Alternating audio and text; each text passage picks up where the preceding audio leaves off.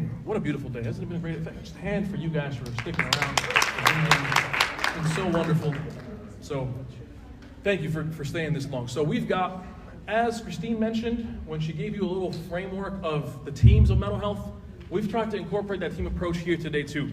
We've got psychiatrists who work on common mental illness, serious mental illness, psychologists who are focusing on trauma, therapists, and a very integral part of the team that we want to bring as well is therapists who also focus not just on individual, but on family and relationships. And Makar Naguib is the prime person that we were so blessed to be able to have with us today here. So I have his bio, but I want to just tell you a little bit off the dome. I've known Makar for 20 years, which has been a blessing for me. I've just been learning from him over the past 20 years, and God willing, 20, 40, 60 more in our friendship. Makar, besides on his regular day job, because he was just like, this is too easy. I'm going to get my MBA in one of the best places in the world. Just going to go do that and become like a high-powered bank guy and do the bank thing.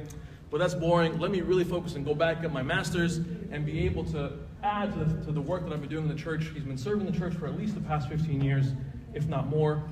And it was Nyack College, right? When Nyack College that he got his master's degree in family counseling, marriage and family counseling.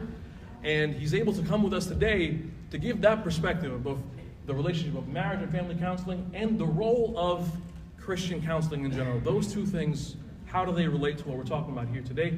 So we're just so blessed and fortunate to have Makar Naguib with us. Please, a warm hand of welcome.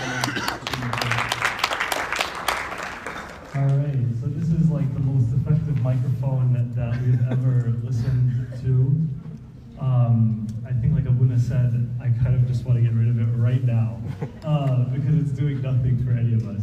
So, all right, I'm gonna try without. Is that gonna be okay without? I just want to, because like when you think something is working, so you keep trying like the microphone and also some issues in our lives.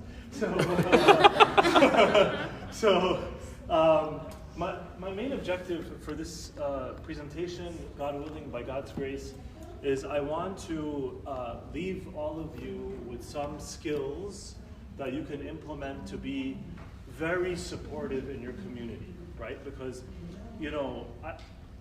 it is important to have psychiatrists, psychotherapists, counselors, social workers, all of that, and I'm going to talk a little bit about that because it's extremely important. But also, I don't want you to feel like there is nothing that can be done without them, right? I don't want you to feel that either, right? I want all of you, to start to learn some skills to support the community. But one of the skills that you're going to need to know is when you need to refer, right? When you need bigger help, right? More experienced help. So that's what we're going to talk about too. And also one last thing is you need to have a framework for how God works. How God works. Because I'm sad to say in society now, we're in such an individualistic society. Nobody wants to hear anything about God. We want to go about things with science and rely only on our minds. But our minds, as we're spending this whole time talking, our minds are imperfect, right? There's brokenness in our thinking, right? So you can't just rely on your mind, right? You have to combine it all together. The first thing I want to say is how God works, right? And the first way that God works is just plain old a mystery, right? We have no idea how God works actually, right? We don't know, right? And I want you to keep this in mind because God does so many things in people's lives and we're just a piece of that. There's so much mystery that God is doing. He works in ways we do not understand. He's the one who gives the increase, and we have to build our faith in His love and care for all of us, okay? I just want you to know that, because, there's no way you're going to be supportive to someone if you ignore the God factor, right? You're going to do a little bit. You're going to do some nice helpful stuff, maybe a hug, maybe you're going to say something nice, maybe you're going to make a referral, right? But you can't ignore the existence of God, right? He's the one, He is the healer, right? He's the healer. So please, when you're talking with anyone, at any time, if you're in a conference room in a meeting at work, or you're talking with someone who needs help, please, like Nehemiah did, in a moment, just say, God, please help me. Please give me something. I need your help. I don't know the full answer. I don't know all the facts. I don't know, right? I need you in this time. God is the one who ultimately heals, and he works in a mysterious way. The other way that God works, right, and it's not exclusive of the first way, right? It's together, it's all together, but you need to see all of them together, is that God works through others. God works through others, right? And we are workers together with him, and he helps his own body take care of itself by his grace, right? So we are helping each other. This whole thing is about, people helping people by the grace of God and with skill. And there are professionals who do this, and then there's the community. And I want to talk about the professionals first. But I just want to show you some verses, because if anybody thinks that mystery or professionals or community are not valid things from a Christian perspective, I want to just shut that down quickly, because God wants all of these things to be working together. Just some quick verses. It says, "Eye has not seen, nor ear heard, nor have entered into the heart of man the things which God has prepared for those who love him. A man's steps are of the Lord. How then can a man understand his own way?" Right? Like, there are things that are happening inside of us that cannot be fully understood with just us, because we are created by not us. We're created by God, right? So a way to understand the key to ourselves is to connect with the person who created us. What I am doing, you do not understand now, but you will know after this. And then, through others and professionals, there's a beautiful chapter in the book, The Wisdom of Sirach in the Bible. It says in chapter 38, it actually talks about physicians, and it says, but this applies to any skilled profession, right?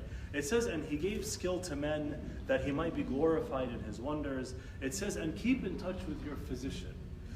For the Lord created him, and do not let him leave you, for you need him." And also in the book of Exodus, when God is telling Moses about the tabernacle, he starts to tell him about people who are skilled in working with bronze, in working with metal, in working with wood, in working with all these things, right? So there is a very important role that God honors for the skilled in something, right? And being skilled in something is something you can learn, right? It's not like a personality thing. It's a skill, right? It's something you can learn, like riding a bike, right? So there's this important place for the skilled people. And lastly, which is what we're going to spend most of our time on after one more slide, is the community. The community, right? And I want to just tell you two examples. I think all of you know these two stories. One about the centurion whose servant was sick, and then the centurion, he honors God so much, he said, "I'm not even worthy to go see Jesus. I don't even need him to come and see me." So he sent his friends. He sent his friends to go to Jesus to ask Jesus, "Can you please heal my servant?" The role of the friends here was to make that connection between God and the person in need. That was the role of the friends. And we all know the other important story, which is the man who was paralyzed for all these years, and his friends opened the roof up and brought him down in front of Jesus. What is the role of the friends again? It's the same role that all of us have in this community, right? Which is all of us need to be learning. How can we be these good friends, this supportive community to people around us, and how can we support them? And we're going to learn some skills. The last thing I want to say before these skills is specifically focused on what can a professional counselor do. Because let me just make this simple, right? When I went to school to study therapy, I was just sitting there. It was a Christian school, thank God. And I'm just sitting there, and I'm like, there is no way in the world I was going to learn this stuff without coming to school. Like, the concept, the little nuances, details about how systems work, how all these special terms. Like, have you guys ever heard of a term called triangulation? Have you ever heard of enmeshment? Right? There's all these are things you got to read a book about, and then you just keep hearing about them. One day, class. The sexuality. Oh my goodness. What an amazing class to learn, to sit there and learn about all these details about desire and arousal and pain and erectile dysfunction. This, guys, there's so much that you need a professional for, right? And this stuff, like, let me just tell you, let me ask you a question. Any of you who confess, which I hope is all of us, when was the last time you sat in confession and you were silent with the priest for 30 seconds, just thinking about something? We know most of us, confession these days is a right? And there's a lot of value in that, right? Because confession is not counseling, right? Confession is not counseling, right? But if you're in a therapy office, that silence for 30 seconds can be very, very important, right? Can be very important. Just a few days ago, I'm sitting with someone, and in second like 11 or 12, the person started crying, right? But it took 10 seconds to get there, right? That takes skill, right? To wait. Like, why wait in silence, right? That takes skill, right? And that skill can be learned. I'm not trying to say like it's only for a few people, right? It can be learned, but I just want to tell you that there is a role for the skilled people, right? What can a Christian counselor do? Identify and help intergenerational patterns. They can look and say, okay, like tell me about what happened in the generation above you, right? And find that it's repeating again and again and again, right? Assess systemic issues in relationships. One thing we think one thing that's very common is a couple or a family comes into the therapy office, and there's always like the presenting problem or the identified patient or whatever we're going to call them. Like there's the person who's doing the bad stuff, right? And then they come in like, and my husband did this, and my wife did that, right? And everybody, but what really is going on is it's a systemic issue. The system, there's a dance going on, right? Between these two. One does this, the next person does that, and the cycle continues. And you need someone to say, wait, you know what I noticed? I noticed that there's a cycle, there's a pattern. You guys are in a dance, and you need someone to do this. Help process life experience that negatively shaped your personhood and provide ways to change the impact of those experiences in the future, right? I love this, the presentation, I think is Dr. Christine still here, about I can't see her, but about the PTSD, right? Because these things, they can shape something in you, right? And you need to do something healthy after those things happen so that you can ensure that the shaping is not negative, that it becomes positive, right? This is possible, but it needs a ton of work. Integrate spirituality in your journey to wholeness. You need someone to make that connection. By the way, many of us here, I think almost all of us, are Coptic Orthodox Christians. But spirituality does not mean the same thing even to every individual Coptic Orthodox Christian, right? We have the same faith, but what does it mean to me? What is my connection with God? That there's so much difference and diversity there, right? It's not bad, but it needs to be explored and worked on. Like, we can't just throw prayer at people, right? You know, there are some people where praying is not good for them, for their kids, right? A little bit of prayer, but not hours. Someone who has very, very deep anxiety, you get them to start praying for hours, their mind is gonna go and go and go and go and go. They could pray for hours and hours and hours, but they will destroy themselves in their thinking, right? So we have to combine these things in a healthy way. Not no prayer, but also we have to caution them from spending time praying, but really ruminating, right? We have to manage these things. Suggest new ways of thinking about life's pressures and challenges, right?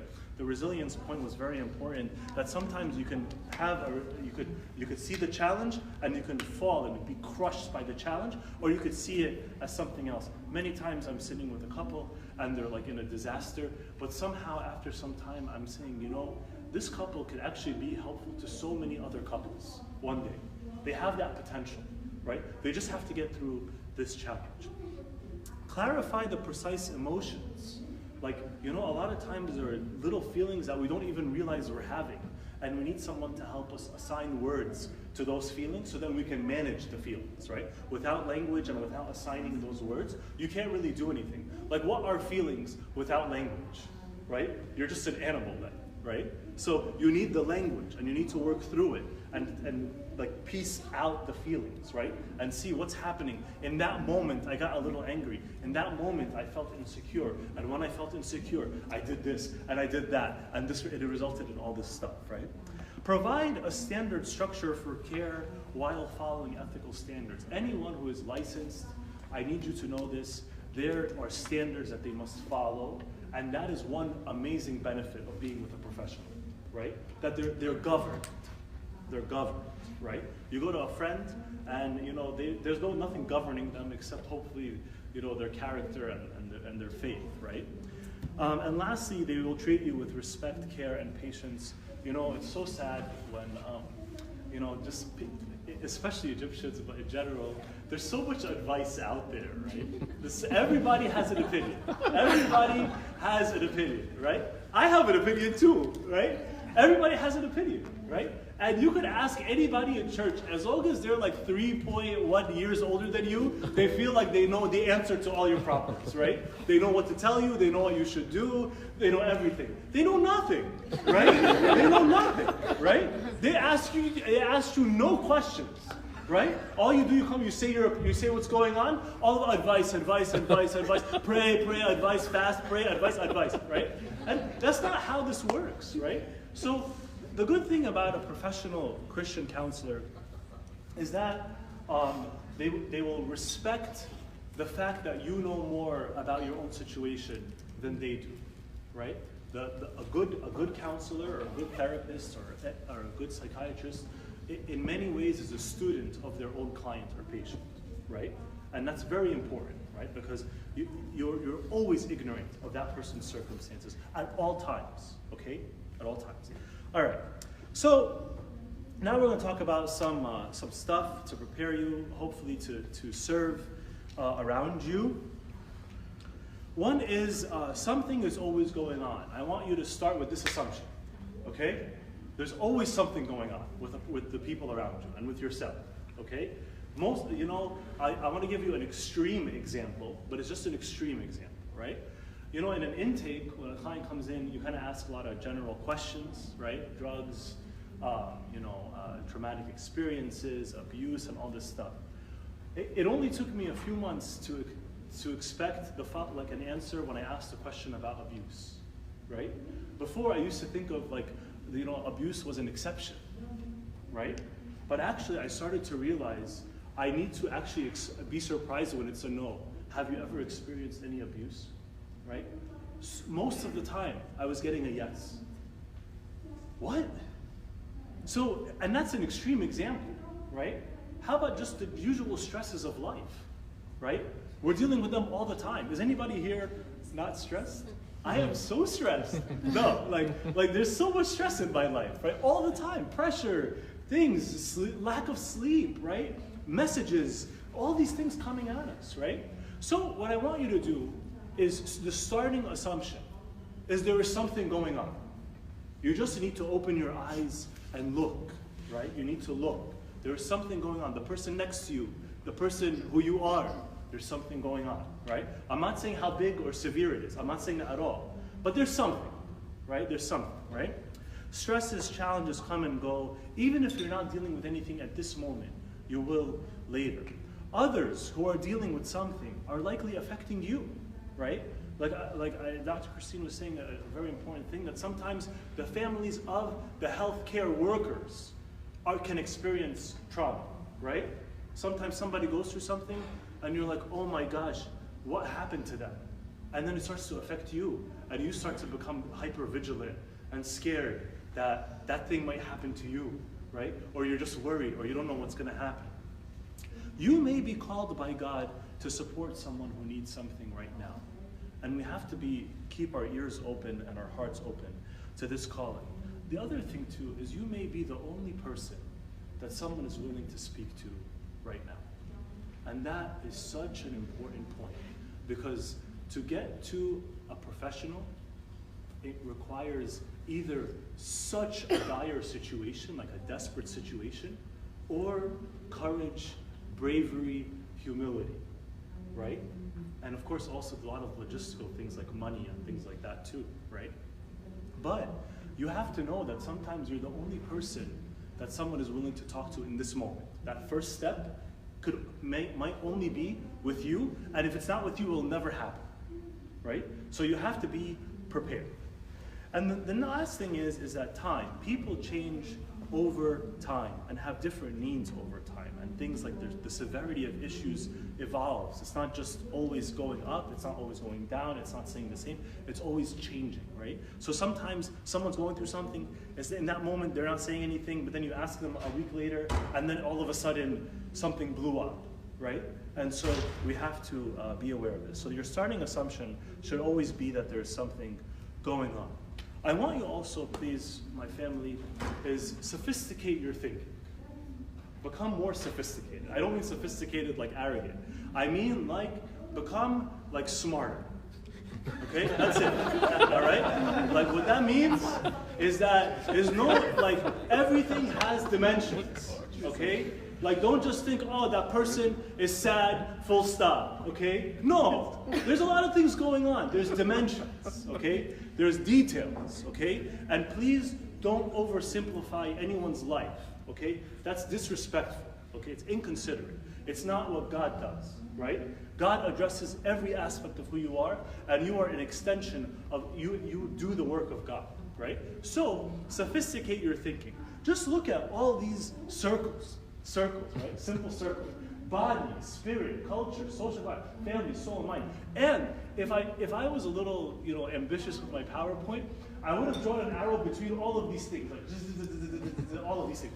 Because all of these things affect each other, right? It's not just one. It's not like, oh, okay, well, we'll treat the body, we're going to be good. Oh, we'll treat the spirit, we're going to be good. No, all these things affect each other, right? And so you could see already by now that this is like complicated. It's complex, right? There's a lot going on here, right? And if you just think of one thing, you're going to ignore all these other things. It's not just spiritual. It's not just physical. It's not just emotional. It's not just psychological. There's family, there's social environment, all this stuff. And culture. Every culture is broken. There's no perfect culture, right? And you have to know that. And every culture has subcultures, right? And every parish has its own culture, right? Every group of friends have their own culture. And every culture is broken in some way. So we have to think about all of these details whenever we're trying to be supportive to others. And last thing is, in every single one of these things, there is something that you can't control. Something you can't control. At least one thing, but usually it's hundreds, right? All right. Just a few considerations just to get you very comfortable with this idea of multiple dimensions, right? Your body, people can have health problems, brain chemistry, fatigue, drugs or medications, diet, right? I remember I was sitting with a couple, married for 12 or 13 years, hadn't had sex for 2 years, right?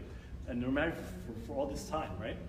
And we're talking blah blah blah, and then after many sessions, the connection was made that one of the partners had like a health problem, a handicap, where they couldn't move, and it was affecting their intimacy, right? You couldn't move so easily, right? So it would create a lot of physical pain whenever they're trying to be intimate.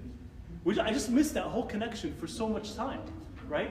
And then what happens when these things start to step after step, right? You're having issues with your intimacy, you start to have insecurity, you start to fight, your emotional intimacy reduces, and then all of a sudden, marriage is exploding, right? So that's health problems are a big thing. So, someone could be having they could feel insecure about their weight. Or someone could be going to the hospital because of some other issue all the time. Just going to the hospital, it can be a very stressful experience. Going to the hospital. Just visiting someone in the hospital is a stressful experience. Has anybody ever visited someone in the hospital? That's a lot of work, man. You gotta go, you gotta park, right? You gotta, you gotta find where you gotta go, you gotta check in. Just to visit someone, you gotta check in at the security desk, take your ID out, and then you gotta go, that smell in the hospital, that hospital smell, right? There's that smell, and then you walk in, you don't know who else is gonna be in the room, especially for Egyptians, there's always 100 people in the room, no matter what time of day it is. And then you don't know, you're there, and this person is sick. It's not like you're gonna leave with the person. You're not. They're going to be there. You have no answers, right? But it's a lot of work. Imagine what it's like for the patient, right? Imagine what it's like for the patient. They can't do anything either, right? A lot of times. That's bodies, so your body's affecting things. Soul, negative thought patterns, myths and false beliefs. There are so many false beliefs, so many myths about what's right and what's helpful. And we have to be comfortable challenging them. Biases, trauma and anxiety, spiritually, sin, temptation, disconnection from God, spiritual inertia, and flawed theology, right? There's flawed theology. Everyone is a publisher now, or an author, right? Everybody has a blog, right? Everybody's writing something, right? And we have to be careful about this, right? Just because something is documented and published doesn't mean it's right, right? And we have to clarify things when it comes to theology, because sometimes your belief about God affects what your connection is with God, right? So if God is going to be a resource to someone and they have a false belief about who God is, that's going to destroy the connection with that resource altogether, right? Family, generational patterns, unspoken rules, poor modeling, expectations, boundary violations, and then culture. We talk so much about the stigma of dealing with mental health illness. By the way, you guys, I just want you to know, by you being here, this is a revolution, by you guys being here, right? It's very, very important. You are making a big shift in our community just by giving attention to this stuff and by being willing to learn. It's a big deal by you being here. And I love the fact also, just a little extra plug, that there's a good proportion of men and women here, right? Because usually this is a very women thing, right? But actually we're well balanced, so which is good. We need more of everyone, and everyone needs to be more aware. It's very good. And then the social environment, availability of healthy friends, and willingness to deal with vulnerability. I want to tell you a very interesting thing. There's a researcher who did research on how men and their emotional rights or their emotional expression. And what she did was she recorded little kids, like when they were about 8 to 12 years old, she recorded them when they're describing their best friends. She recorded them when they're describing their best friends, voice recording. And so she recorded them, and things that they would say would be like, my best friend is so close to me, I love my best friend. There's another guy. And whenever I have a problem or whenever I'm sad, I go to him and he helps me, and I love my best friend, right? Then 5 to 10 years later, she recorded the same boys who are now like young men. And she says, can you describe your best friend and your relationship with your best friend, right? And then this is what you get. Oh, he's cool. He's cool. Not bad. I like him. We have fun. We do cool stuff, right? And you find that, look at what happens in society, that people are being stripped of their emotional rights, right? What you're entitled to express, what makes you a human being, part of the image of God that you are made in, which is to have emotions and to express them, right? To connect with others and to connect with God, right? We're being stripped of these things. So sometimes our social environment does not allow us to deal with vulnerability, which is so sad, because the vulnerability is the gold in life, right? The vulnerability, that's when you've struck oil or gold. That's it, right there. Whenever you find that spot that's hard to get into, you have two choices. Either you're gonna pull away, ignore it, suppress it, or you're gonna lean into it. When you lean into it, Christ will be there. And please, when you find those things, you have to know that you have to lean into them, right? Of course, in a healthy way. So there are many factors at play to interfere with your emotional health or with anyone's emotional health, right? You can't always trust your mind or your heart, right? Like it's difficult, right? Because the heart is deceitful. When you're hurt, you sometimes want to avoid further vulnerability, which separates you from the resources that you need, right? You need help. Change and grief create very similar emotional processes, by the way. Like if there's a significant change in someone's life, one of the first things that happens when there's grief is denial, right? You just deny. I don't want to change, right? We're all stuck. I think it was just yesterday, someone said to me, I don't want to change. I hate it. I hate change, right? I'm like, listen, man, like it's good. It's a good thing, It's a good thing that's going to happen to you. Sometimes it's hard to justify emotional work because you don't see effects immediately, right? Actually, sometimes in therapy, it gets worse before it gets better, right? And you have to Like, and when we talk about what skills you can use, you have to be don't pull away from someone because they're getting worse. Like, that's really bad, right? Because they're starting to trust you, and then you pull away, you're gonna abandon them, right? And it's gonna be really bad. And then everything else, the past is often a very useful, but a very sometimes imperfect reference point. Many people try to repeat what happened in the past, right? And it becomes an unhelpful reference point. And the people around us often fail when it comes to providing support. All right, so the key messages so far, and then the last thing is some skills, is that as you can see, these things are complex, and it's not because of sin. Not because of sin, okay? Like someone who's struggling with depression, or even like a situational anxiety, or they're just sad about their relationship isn't working out. A lot of times it's not about sin at all. We cannot separate all of these dimensions, and that our growth and healing involves others. So I want everyone here to be sensitive to the fact that there's something happening around you all the time. How can I help in my own community? I'm only going to talk about 2 steps, okay? 2 steps, and for each of these things, there's like 5 questions or skills, all right? The first thing you have to do is you have to get in touch with yourself. One of my supervisors told me something so amazing. He said it's going to take you 5 to 10 years to get out of your own way as a therapist, right? Which, is a little kind of sad, kind of discouraging, but the message I took from that, because I'm trying to be resilient, is I said, I need to get out of my own way, right? I need to get out of my own way, right? I can't interfere with the care that I'm trying to provide. And I'm going to show you some questions you can ask yourself. But the more in touch you are with yourself on all dimensions, the more you can support others. First question, how much of your life experience is clouding your ability to understand the other's experience? Because sometimes we make too many connections between what we think we know and what we've experienced, and we're trying to relate. Stop trying to relate. Try to understand. Try to learn, right? When someone comes up to you with something, it's not about relating. It's about understanding as much as you can, right? And who helps you understand? The other person. Genius, right? Who helps you understand? And how do you understand more? You ask questions, right? But ask yourself, does this remind you of anything, right? What worked for you may not work for the other. Be very careful, my brothers and sisters. Please be very, very careful. Be very, very, very careful about giving advice. Don't rush to give advice, okay? Rush to learn. Be very eager to learn, but don't rush to give advice, okay? You have to learn. Number 2, what is your current emotional state? Sometimes we're like stressed or anxious or tired or busy or whatever, and we're having a hard time focusing. Do you know how hard it is for a professional to stay focused with a client? It's a lot of work, right? It's a lot of work just to stay present.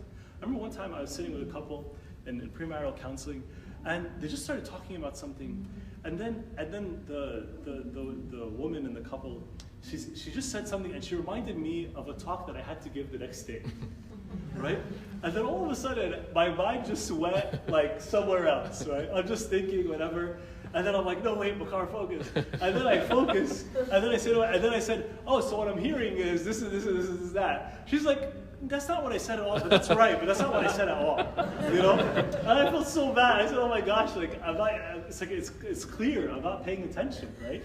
So, but sometimes we're anxious about something else, and we're not able to be there with people and listen to what's going on with them, right? What do you want to get out of this interaction, right? And be very careful, please, when you have goals that are not the goals of the other person, right? Because sometimes we push people too hard to grow in a certain way. And I don't want you guys to do that, right? Like, you have to be careful and sensitive to what people are dealing with, right? You don't tell someone who has never come to church, and you tell them, oh, come to church every week, take communion every week, hurry up, let's go, be patient, slow down, And sometimes what we want to get out of the interaction is we want to be credited for the success of the situation, right? We want to feel good about it. Like, oh, I was, I helped them, I feel so good about what I did for this person, right? And, and now I'm a resource to them, and I'm serving, right? But you have to get this stuff out of, like, don't even think about it. Don't think about what you want, right? Think about what is best for this person. And also, this is a little sensitive, right? But, it's very common in the church community when there's a couple struggling, that like one of the most important things that any servant focuses on is don't let them get a divorce. No divorce, right? And from the very beginning, our goal is to keep them together, right?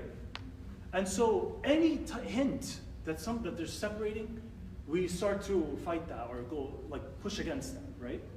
But you have to like put that goal aside, right? Let God deal with the covenant that he entered into, right? What you have to do is try to help the people and talk with them and listen to them, right? And be able to refer them to people who know more whenever that's possible, as soon as you can, right? What don't you know, right? Which is you have to ask these questions, and those dimensions that we showed could be very, very helpful. What don't you know? What don't you know? And even at work, like I work in business most of the day, most of the week. And so, sometimes there's a bias, there's a bias called availability bias. By the way, there's hundreds of biases that we all have, right? There's a bias in the mind called availability bias, right? Availability bias is your mind wants to use the information available to it to make a decision. Because your mind doesn't want to work so hard, right? Your mind, but like naturally, like in this broken world, is very lazy, right? It's trying to get to the answer as quickly as possible, right? So one of the things that can happen at work, right, at least in like the finance world that I'm in, is somebody puts something in front of you, right? They put something on the slide, right, and it's detailed, right? Your mind doesn't want to go through all the details, right? And your mind wants to hurry up and finish the meeting up. So you look at the information and you make a decision based on what's available. But there's a bias happening, which is availability bias. That you didn't ask yourself, wait, there's more work needed to find out what I don't know. What is not on the slide? What is not on the page? And when you're talking with people, you have to ask yourself, what don't I know? What's left? What else? What about this? What about that, right? How is this going, right? And you're going to discover a lot of very, very interesting things. What are other resources that are available to or needed for this person? Pretty much at the end of the day, no one who is serving anyone does it alone. At the end of the day, like no, that's it, right? So if you're providing any care to anyone, even in a very small way, a Sunday school kid, or somebody comes up to you like just all of a sudden with a problem or they need to talk about something, you should very quickly be thinking about resources, right? Resources, professionals, books, community, social support, friends, all these things, right? And you have to start to ask about them. What about your friends, right? What about your family? What about this? So you can start to create a view of what other resources are available to this person. And then lastly, I want to talk about some skills, which is learn some skills. Anyone can gain and practice these skills, and the more skills you have, the more you can support others, right? First is move into and sit in the pain. We like to pull away from pain, right? We don't want to be near it. We don't want people to, it's very hard when someone starts crying. What do you do in that moment? It's very hard. And some of us, we start to get a little agitated, we start to move around, whatever it is, right? Or what if somebody starts yelling, right? I know growing up as a kid yelling, there was a lot of yelling going on in my life. And whenever someone yells, I feel I start to cringe emotionally, right? I don't want to hear it. I don't like yelling, right? So even like if I'm at church and the priest is yelling about something, I'm like, I gotta get out of here. I can't be here anymore. I don't like it, right? But I'm growing through that, right? But whenever there is pain or difficulty or challenge, right? From now on, as a Christian, like Jesus never pulled away from someone's pain, right? He never moved away or pulled back. right? He always leaned into it, right? And please get used to this. Number 2 is slow down and focus as much as you can. We're also, I think Abuna was saying something very important about like how instant our society is and our culture is and our way of life is, right? Everything is quick. Everything is so quick, and we gotta hurry up and solve it, right? I remember one time I went and I sat with someone who's much older than me, and I don't know what was going on, but he was rushing the whole conversation. He was so busy, and I needed advice from him. I needed advice from this person. And they just kept going. And like in 7 minutes, he thought the conversation was over, and I felt like I had been like betrayed, you know? Like, why are you rushing this? I really needed your help. I needed to sit down and talk with you, right? But they just rushed through it. But we have to slow down all of these conversations. Don't be so so goal-oriented. Just be present. Be present and prayerful. Be present and prayerful. Next is a very simple tip, which is ask at least 5 questions. Maybe even 10. I really wish you could ask 10, but let's start with 5. Ask some questions, right? Don't feel this burden of having the solution to anyone's problem, right? I mean, it's already a lot of work for the professionals to do this, right? So don't think that you're all of a sudden responsible to solve what's going on with everyone, okay? Like, what I want you to do is just learn and be there for the person. By the way, very recently I was sitting with someone, this happens all the time, but I was sitting with someone and they started telling me what was going on, and they're like talking. And I'm like, I have no idea what I'm gonna say to this person. Like, I have no idea how I'm gonna help, right? And so, I said, God, please be with me and help me to say something that's beneficial. I don't know God, like, it's so complicated, so difficult, so heavy, right? So many things going on, right? And then, I said some things and that was it. Next day, I get a text message for the person. Thank you so much for listening to me. It made such a big difference, right? I needed this so much, right? I did nothing except be there, right? And so that's what I, like in our society, we're always trying to take something tangible and concrete and show it in front of someone. Look what I did. Look at this thing that I achieved, right?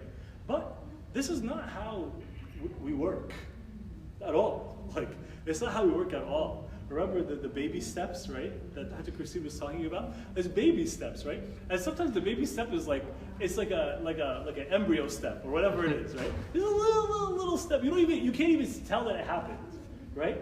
And sometimes there's like all these little pieces that are coming together that make a foot that could take a step, Like, don't be so progress and like goal-oriented sometimes. Just be with the person. And the last 2 things are, remember that each person's experience is true for him or her, right? And sometimes we make the very basic mistake of invalidating what people are going through. And this is really, really bad, because you immediately put a wall between you and this person. And again, remember, you might be the only person who they're gonna talk to, right? So when somebody tells you something, you need to know that what they're saying is true for them in that moment. It might not be true, but it's true for them in that moment. That is what they're going through. And that's their life. And that's their reality. And in the very severe cases where you must have a professional at all times, it's like, if people are dealing with, maybe delusions or hallucinations or, very deep depression or severe anxiety or anything like that, right? People who are dealing with these things, you can't rationalize, say, oh no, but of course, that's not true. Your life is better than that. Why are you so sad? What? Like for a professional to hear me say that, you're like, that's like the dumbest thing you could say, right? But sometimes we do that to people all the time, right? Somebody comes to you and they need something, and we're like, no, don't worry about it. You're gonna be good. It's all right. And it's not right. We have to believe that this is what this person is experiencing, right? And that's the truth for them in that moment, right? And then the work is slowly, carefully, with resources and help, right? To help them see their experience differently, right? To work through what's happening. Remember that each person remember, each person, each situation has a different level of readiness and timeline for change. And this one is so hard because many of us, we're very like ambitious, and we're very like, we when we see something we want to gain, we do it, right? We're very like, we want to be high achievers, especially in this tri-state area where life is so fast-paced and there's competition all the time, right? We want to achieve like things for ourselves all the time. So when you see a problem in someone's life, it's hard to believe that they actually might not want to change right now. They might not want to change, right? And that's something that you have to think about, right? There's an important model for change by, the last name is Prochaska, and they talk about how like people are contemplating change before the stage of contemplating change, or they're getting to a point where they're ready to make a change and then they have to maintain the change that they've made. And we can't just rush and assume that everyone around us is ready to change all the time, right? And that's something that we have to be assessing. Plus, all of this stuff is, in addition to the common skills, by the way, which is, I would have mentioned the active listening skills, the body language, the eye contact, the empathy, and like paraphrasing and what's going on. So before I continue, I just want to see some nods or lack of nods. Does everyone here feel, a bit more equipped to support the people around them after listening to some of the things we discussed? Yeah? Seeing, all right, I got 60%, that's all right. For my high achieving self, I don't know if that's good, but 60% is good. No, so that's really good. And please guys, don't ignore your role. Again, don't ignore your role. And don't feel like, oh, I must be so perfect before I can help someone else, right? Again, you might be the only person someone is willing to text, right? And also, please do not underestimate, like we said at the very beginning, the role of God, of God's mysterious work in everyone's life, which is, you cannot ignore that, and the role of the others, which is the professionals, right? And this is extremely important because, again, there's so many nuances that, like, it takes time. Mina actually taught me something very, he reminded me of something. Someone was facing a problem, and Mina and I were talking about it. And he said, Makar, you can't be putting like Band-Aids on situations, Like sometimes when a person they need like full care, right? And sometimes what we're doing without a professional is just like the conversation once every 2 or 3 weeks. And if that's all the person can take, then that's fine, right? But when people, like whenever I finish a session, one of the things I say is like, when is the next time we're gonna meet? Right? That's a very simple question that we ask, right? So let's schedule the next session. Depending, some places have like a regular schedule, but so can you imagine that you meet with someone and then for an hour, and then you're gonna have as a professional, you're gonna put in another hour, and then another hour, and then another hour. You're putting in so much time, right? In a very structured way. That's very hard for anyone who's not working in this to do, right? It's like almost impossible. Think about going to sit with your priest, right? Usually when at the end of my confession, my priest doesn't say, when are we going to meet next for your confession? It's going to be waiting for my text message or whatever to say, I want to go confess, right? So, like, there's a very specific role for these people, and you will connect everyone who is in need to a professional. So, to summarize what you can do to be a help, ask yourself questions. How much of my life experience is clouding my ability to understand the other's experience? What's my emotional state? Do I have a very specific goal in mind for something I'm trying to get out of the interaction? What don't I know? And what other resources are available to or needed by this person? And then in terms of skills, basic skills that you can apply, is move into and sit in the pain with the person. Just slowly, just be there. Don't pull away from a person who is in need. Slow down, slow down, slow down, slow down, slow down, slow down, slow down, slow down, and focus as much as you can. Ask at least 5 questions. Remember, each person's experience is true for them. Like, don't invalidate what's happening with the person. And lastly, that each person in each situation has a different level of readiness for change, right? So it's not as simple as go change so you can fix your life, right? It's not like that at all, right? It's not like that at all. Any questions? There will be Q&A. Yeah.